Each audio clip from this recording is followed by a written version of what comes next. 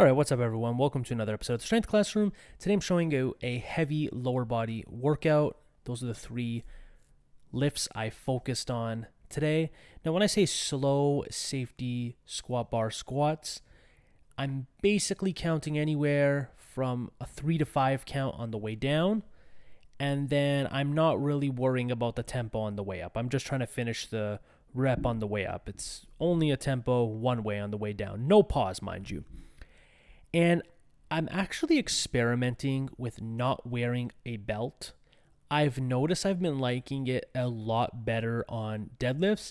Not that I've been disliking it on squats, but I'm trying to do more on squats as well with no belt.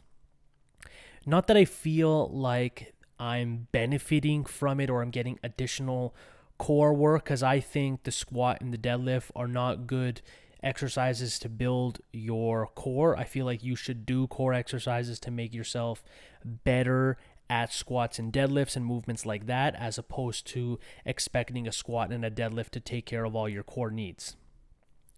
So there, I think I worked up to 375 for 3 on this day, or 380. I can't remember. This is, 370 on this day. And then I came back down, and I think I did a set of 5 with 315 that I didn't really show. It was kind of uneventful, just waste video space. And a lot of people say if you focus too much on box squats that your free squat form will suffer. But I can't say that has happened to me, because I can't remember the last time I free squatted. And picking back up free squats has basically felt like I never dropped them in the first place.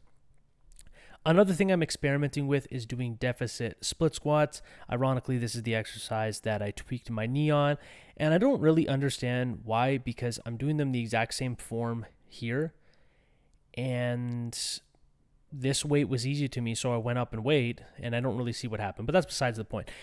If you ever do split squats, try and add a deficit to them. You will feel your hamstrings and glutes fire just as hard as your quads.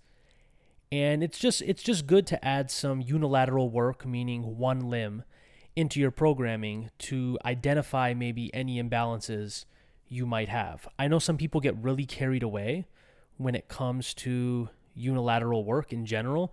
They think just because you can, let's say, squat 200 pounds with one leg, that means you automatically can squat 400 pounds with two legs, and it doesn't really work like that. However, you should be trying to shore up any weak links.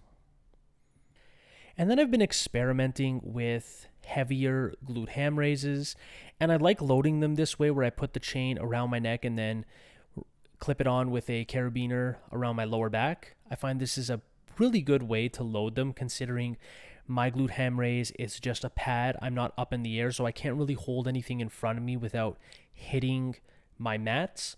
So I feel like that's a really good way to just make your body heavier and not put it into position where like make your upper back work harder. I just strictly want my hamstrings and lower body to work harder. That's it. I don't want to make it harder in any fancy way to bias any other muscle groups. I'm just trying to make the stress higher on my glutes and hamstrings.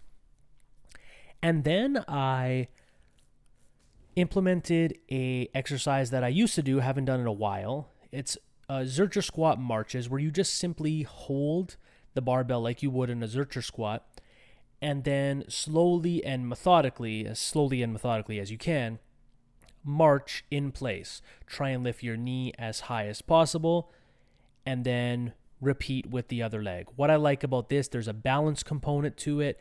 You will feel different areas of your core fire as you are moving. It's overall a great exercise. So if you have any questions for me, feel free to drop them in the comments. Like, share, subscribe, do all that good stuff. And as always, class is dismissed.